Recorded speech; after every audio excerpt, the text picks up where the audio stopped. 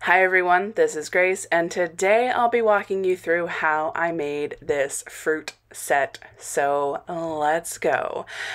It is 9 designs, I do believe, and I really had a lot of fun with this set.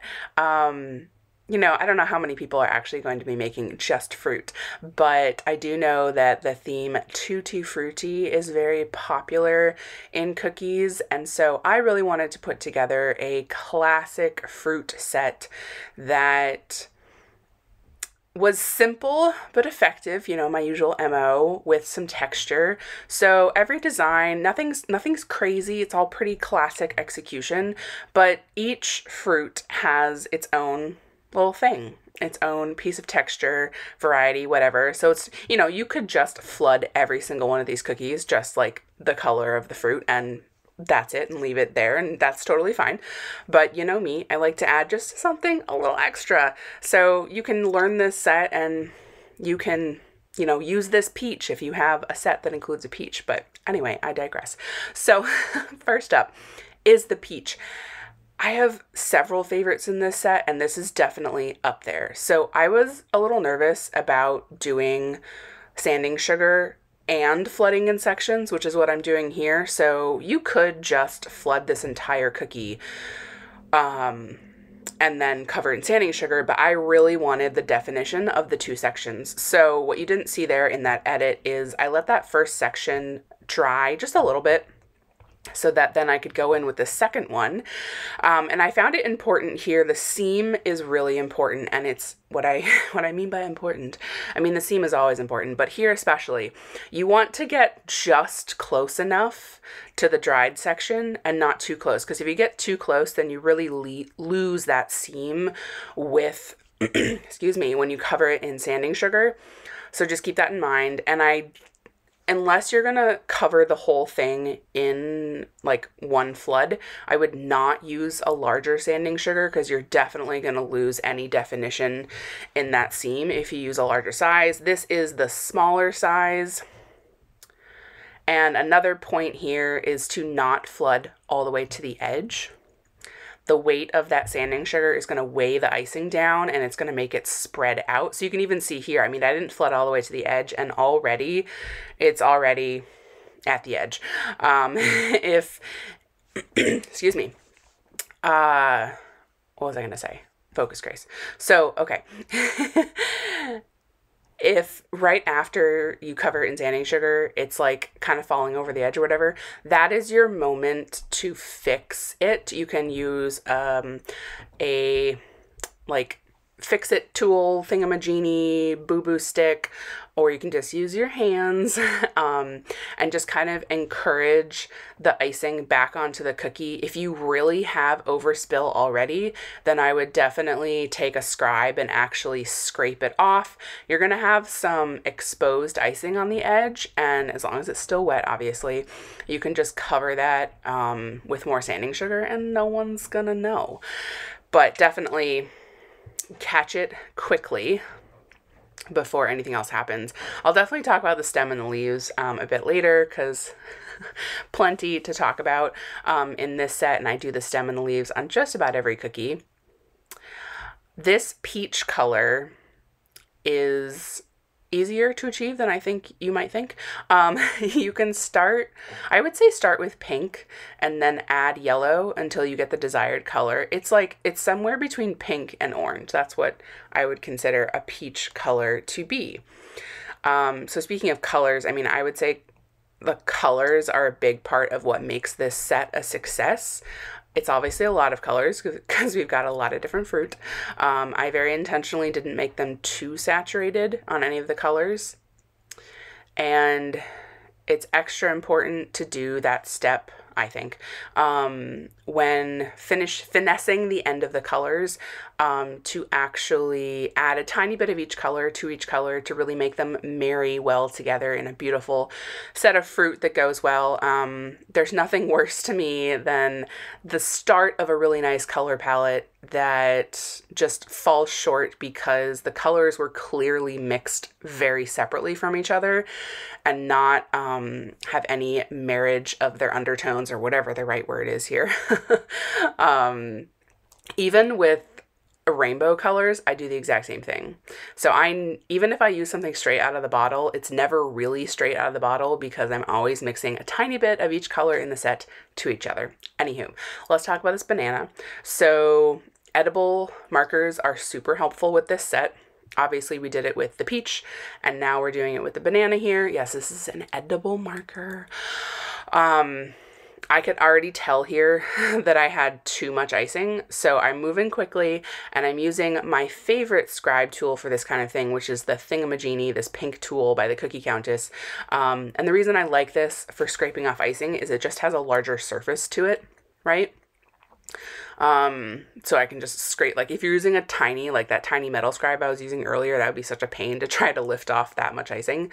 And then since the icing had just barely started to crust, I'm not really crust, but like it's on its way to drying. I'm using my scribe to just like settle some of the wrinkly edges, and then I'm moving fast here.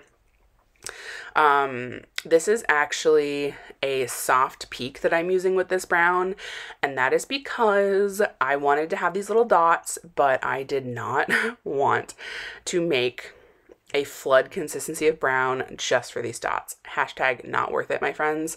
I guess I could have done the stems in like a soft peak outline and then flooded it, but I really wanted to work with doing a one consistency outline and, oh my god, not the right words, a pressure piping flood, which is what I did with the stems, which I'll talk about in a minute. So I'm using my scribe here to help settle those dots because it is a thicker consistency going into a thinner consistency, which by the way is fine for a flood. I wouldn't do a much thinner consistency on top of a thicker consistency. I feel like very early on I had issues where I actually got holes, like crater holes in some of my floods.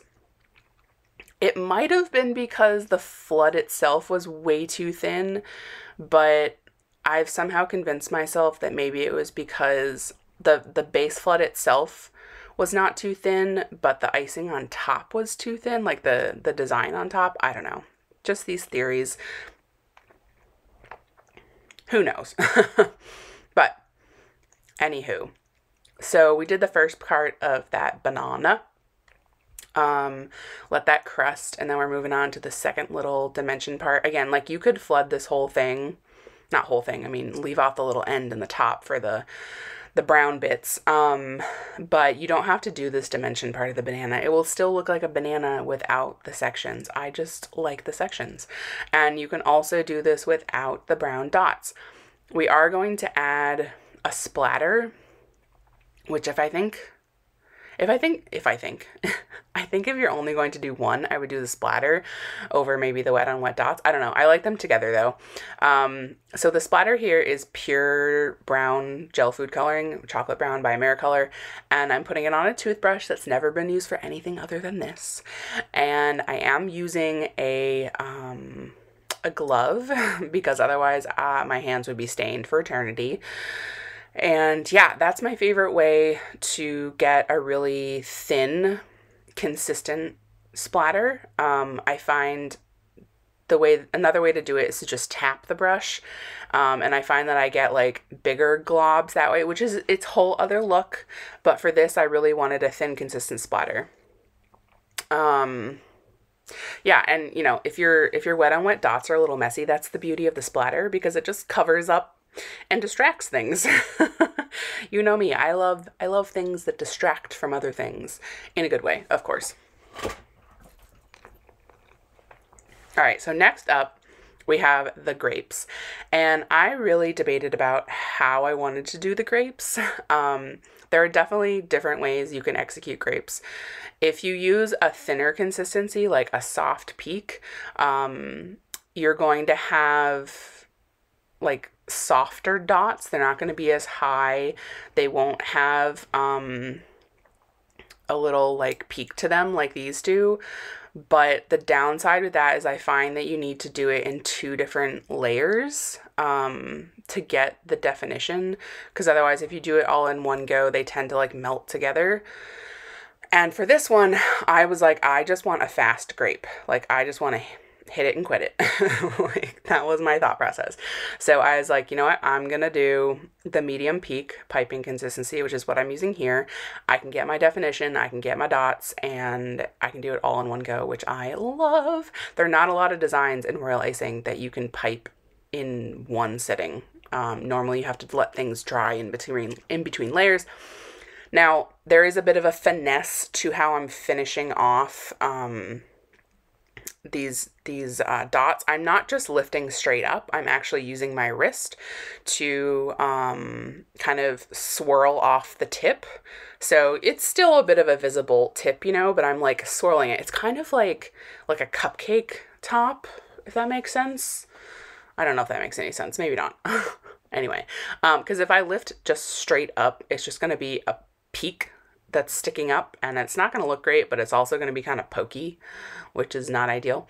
Now, some people, I'm sure, take issue with how much icing is on this. If you don't like a lot of icing, that's fine. You can do the soft peak and have less icing, totally fine. You could also just flood this whole thing, honestly. I mean, less, you know, interest and definition, obviously, but it's an alternative option. Here I am finishing off the little stem here, which I did wait for the grapes to crust a little bit before doing that. You don't have to though, since the purple is a medium peak. And you can see there with that purple too, like none of this is super saturated. Like, yes, this looks like red here. This is the apple, but it's not super saturated. So one of the keys to this set and doing all of these colors, because y'all, this is an obnoxious number of colors, but obviously necessary because these are all pieces of fruit that are real things in real life, and I wanted to make them look like what they're supposed to look like. So one of the keys here is that for all of the fruit colors, I did one consistency for each color. I was not going to be doing a two consistency outline and flood, like, no thank you. That cuts down on prep time because you're only doing one consistency. So I did a thick flood for most colors. Obviously with the purple, I did a medium peak piping, but this is my thick flood. If you don't know what I'm talking about, go check out my video on consistencies. This is my favorite consistency for a one consistency outline and flood, which is what you just saw me do here. Now, I'd say the only downside to doing a thick flood for cookies, especially the size of some of these, like this apple is like a decent sized apple, is that it does make wet on wet a bit more challenging because you have to work a lot faster. This here is also a soft peak, this white. And what I'm doing here is like laying the icing on top of the red. I'm not injecting the red. There are kind of two different ways to do, no, I would say there are three different ways to do wet on wet. And the two most basic would be to do the detail on top of the flood, and either you can like inject the icing or you can lay it on top like I've done here. I laid it on top because the white, largely because the white is on the thicker side, and it just would not have worked to kind of inject it. And you can see there, I was just kind of messing with the highlight a bit, which you can do with wet on wet. It can be a bit forgiving if you work fast enough. This here is also a thick flood. This is the peach color, fun fact, that I did those little highlights with.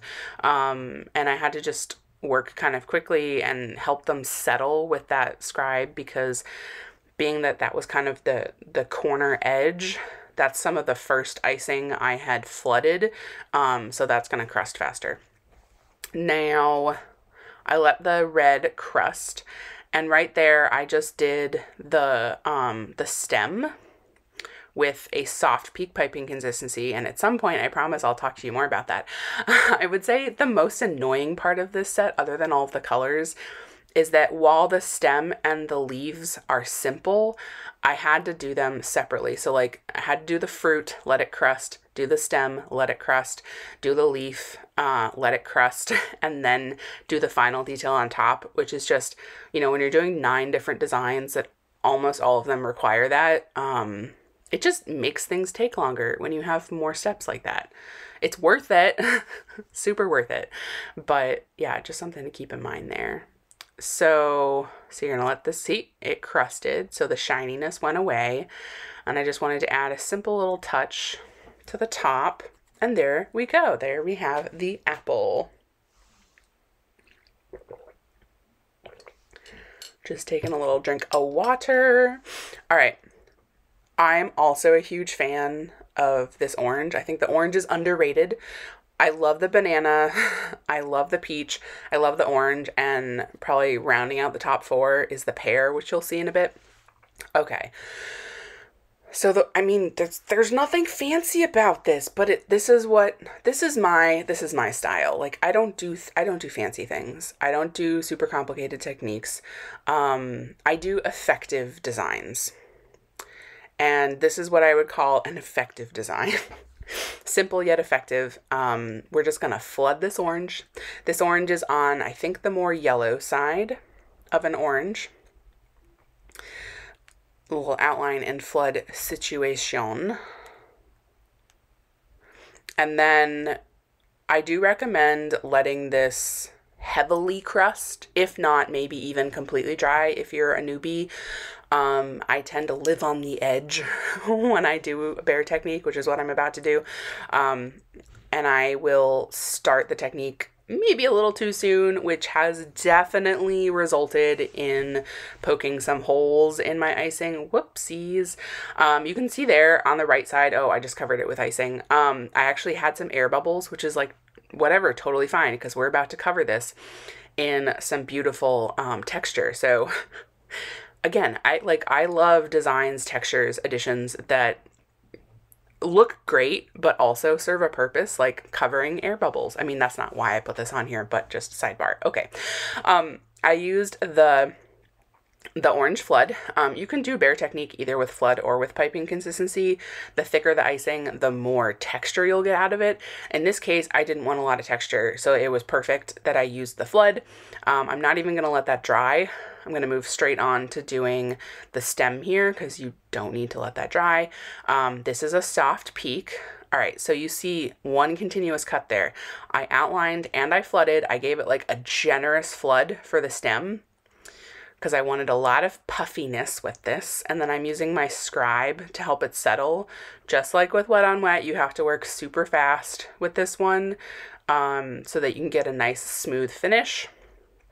And then for the stem, we're going in with outlining with a soft peak.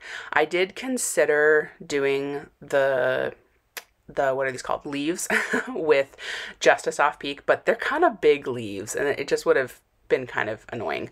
So I did cave and I did actually make 2 consistencies of the green. I'm pretty sure this is like an extra thick flood for the green because I wanted as much like poof as possible, but using a flood on this size of a space, like, I don't know, some of these are like the size of a quarter. Using a flood definitely gives you a smoother finish. And throwing in this little accent. Now you can see that that one actually slightly cratered. That's the beauty of this little addition, is that if you get a little crater in your leaf, just make sure to cover it with your line, y'all. I know. This is what I learned to do. Another sip of water. All right, so strawberry. If you're a loyal follower, you know that I did a strawberry lemonade set this summer, and so I've already done a super basic strawberry. I wanted to do something a little different, but I didn't want to go too rogue because, like I said, my goal with this set was just to make some really classic designs that can be used in other sets. So my compromise to bring this up a notch, we've got the same red as we used on the apple. And then we're going to take the peach color, a little peach action, and I'm going to add it to the side somewhat messily. Well, sort of, I guess it's not messy. Then we're going to take a scribe and immediately mess with it. This is like, I guess it's supposed to be like a highlight. Did I really do it on the right side? I guess so. I mean, the correct side. Is that where the sun would be shining? I don't know. Anyway, I am no expert at like highlights and definition and all that stuff. But the point here is to just kind of help it to kind of seamlessly fall into the strawberry. And this is where it helps to get creative, you know, with the colors you're using. I guess you could have done white for the highlight, but I'm doing the seeds with white, so I didn't want to do the same color. That was my thought process.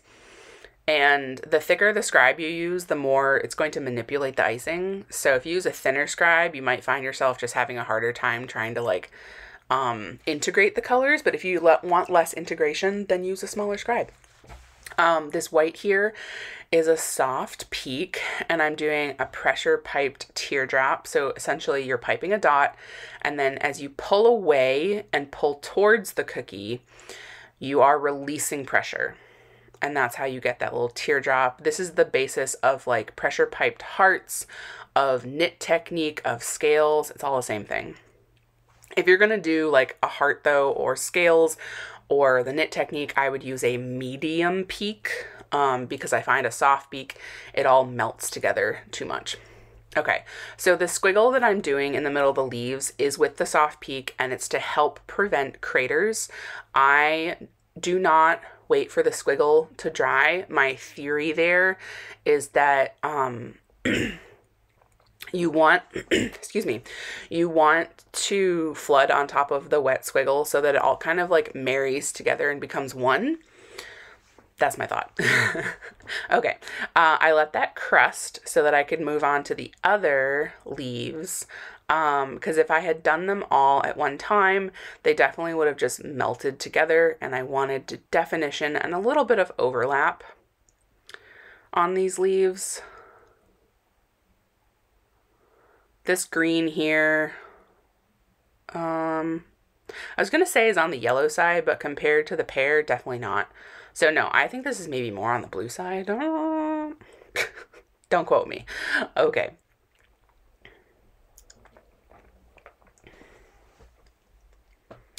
I'm just enjoying watching myself. Gonna take another drink of water.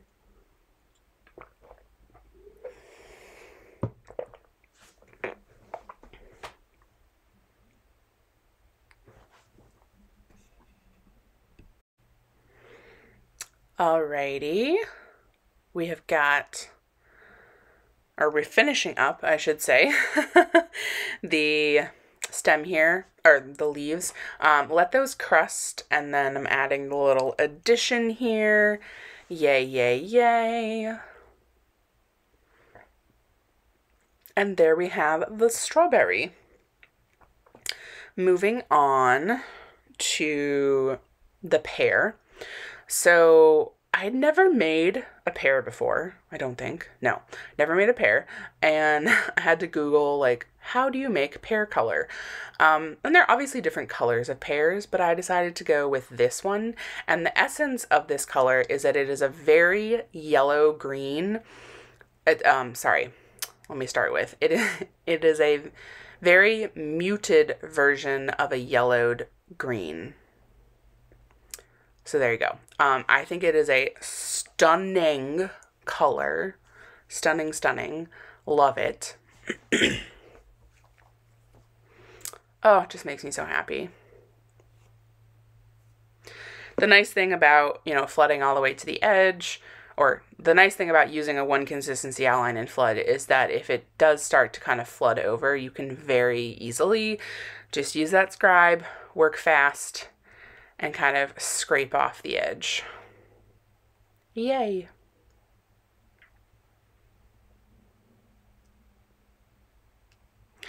We're going to let that crust, and we're going in with the same splatter, nothing fancy.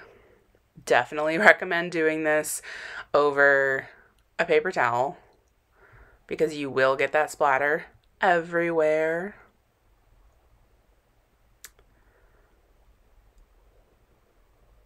And then just going in with the stem. Simple. So cute though. So cute. The color of the stems are chocolate brown. Brown is actually one of those colors that takes a surprising amount of time to let it develop to get dark enough, so just keep that in mind. And I definitely wanted to make sure that my green of my leaves and the green of the pear were definitely different enough, because when they're paired, oh, I'm so funny. When they're paired together like this, yeah, it's important. So, and right, finish my thought. When they're paired together, you want to make sure that they are different. There's the pear. I did find that as the splatter sat for longer, so when it first went on, it looked really dark, but then as it like seeped into the icing, it lightened up. So just keep that in mind. Now here is the cherries. Yes, they're cherries. I used my edible marker there just to kind of mark them out. Now, I am actually using a different consistency for the red here. I'm using an extra thick flood. And I did that because I wanted to use the thickest consistency possible to flood these cherries, since they're, how big are they? Definitely bigger than a quarter. They're quite likely to crater, so just keeping that in mind.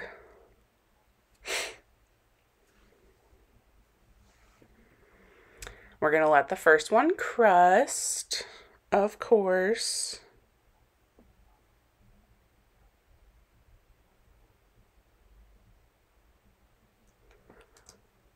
And then this is a highlight here using that white soft peak again. Let that, so sorry, we're not letting that crust yet. I don't know where my brain is. I think I lost it about 5 minutes ago. So obviously do the highlight before the icing has crusted.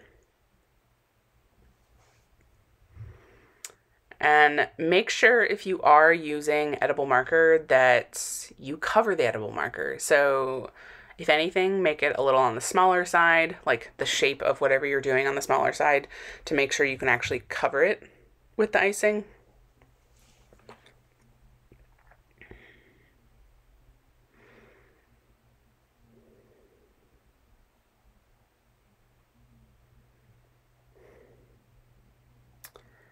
And we're adding the highlight.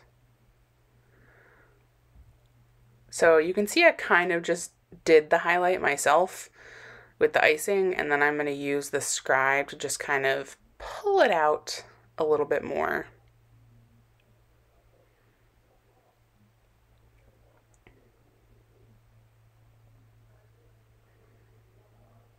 So next up, we're doing the stems, which I was going to say I made them too big on this. Maybe I did. Yeah, I think there's it's a little too thick. Oh well, that's okay. Now, this is a soft peak piping consistency. It's kind of the magic consistency that is a piping consistency, but it can also be kind of like a flood if you use it properly. And that's what we're doing here. Yeah, these are way too thick. Whoops. Oh well. It's fine. And I obviously did not wait to do the second stem because it was just being joined at a tiny little bit on the top, and I think I end up covering that with the leaves anyway, so whatevs.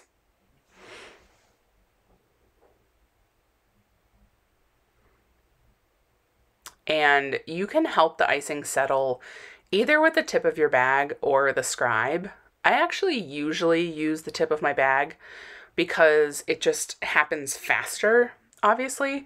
Like you don't have to flood it and then wait to pick up a scribe and then use the scribe. But if you're like doing it with the tip, you're doing it as you go, which sometimes I think results in a better result. But I don't know why this time I decided to just use a scribe. Most people I think use a scribe, maybe like half and half.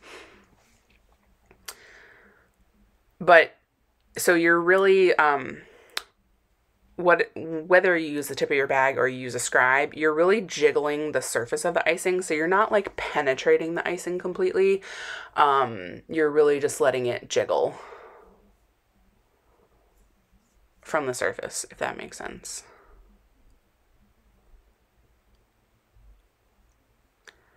Here we go. Here we go. All right. This is the repetitive part. We've done leaves. We've done stems. And there we go. Right. We have the lemon. I think this is the last one of the set. I might be wrong, but I think it is.